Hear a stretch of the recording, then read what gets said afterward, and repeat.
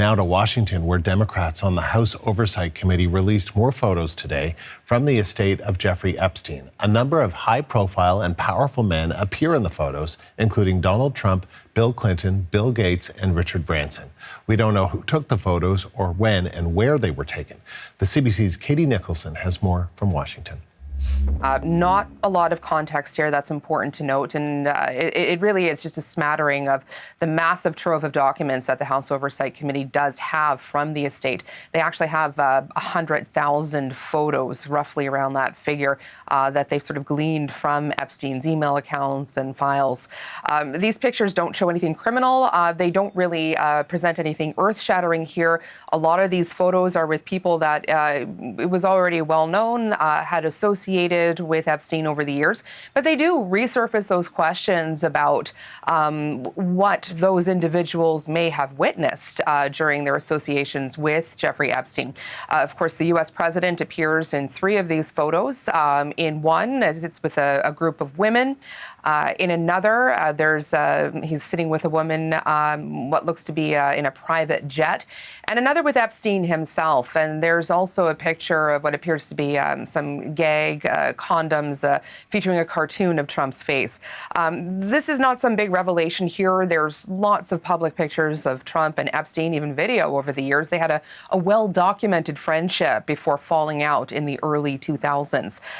There's also photos of Epstein and former President Bill Clinton. You'll see Ghislaine Maxwell in there as well. She, of course, was prosecuted as Epstein's co-conspirator. It also looks like that's some sort of a fundraiser event there. And former Trump advisor Steve Bannon appears in the release with 2 photos of Epstein, as well as former Treasury Secretary Larry Summers, who was a Treasury Secretary and advisor to Democrats over the years. And recently, he was forced to step down from the board of OpenAI and other public positions after that rather embarrassing release of emails from the House Oversight Committee last month. You'll remember all of those emails included correspondence between Summers and Epstein, which continued even after Epstein was facing a slew of allegations. And last but not least, of this trove that we'll talk about right now, Woody Allen here, who, of course, a well-known filmmaker, but who also faced many allegations of misconduct over the years.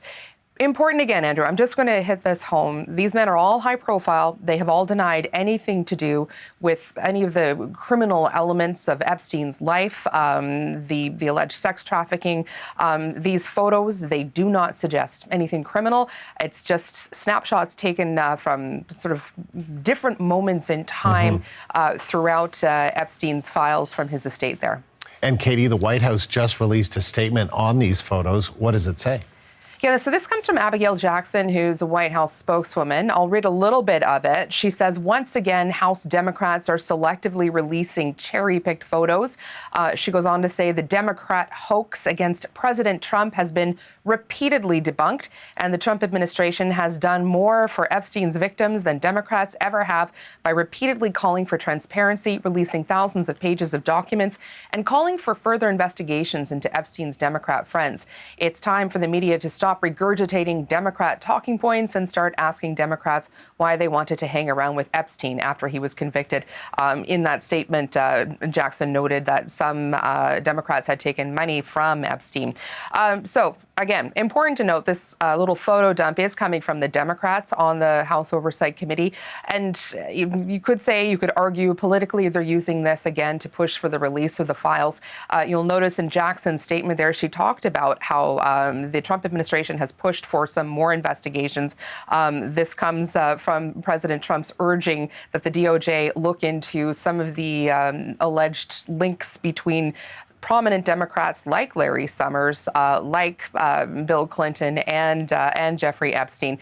And there has been speculation that some of those investigations that Trump urged the DOJ start to spark up might actually affect the release of the documents that is expected next week from the DOJ. Of course, Trump had signed that bill after it had been pushed through the House and the Senate to release the DOJ's Epstein files.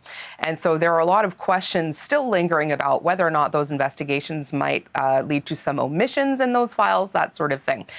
What we heard from the House Democrats today is that they're really putting pressure here on the government for maximum transparency.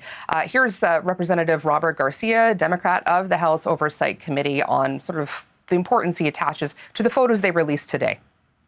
Photos were basically in the possession of the Epstein estate. And so that includes pictures that maybe were sent to Epstein, perhaps he took himself. We know there's some that he took himself, that others took, but they were in his possession. And so that is what's important. And obviously, there are photos of powerful men and folks that we want to have an opportunity to speak with and ask questions of. And so, Andrew, you'll remember that when that big dump of emails came last month, we saw just a couple of emails come from the Democrats. Then the entire House Oversight Committee, Republican ruled, released all the emails. That is unlikely to happen here just because of sensitivities around all of these photos. There could be vulnerable people, potentially Epstein victims in all of these photos. We don't know. Don't expect a massive dump of all of these photos from the House Oversight Committee today. The CBC's Katie Nicholson in Washington.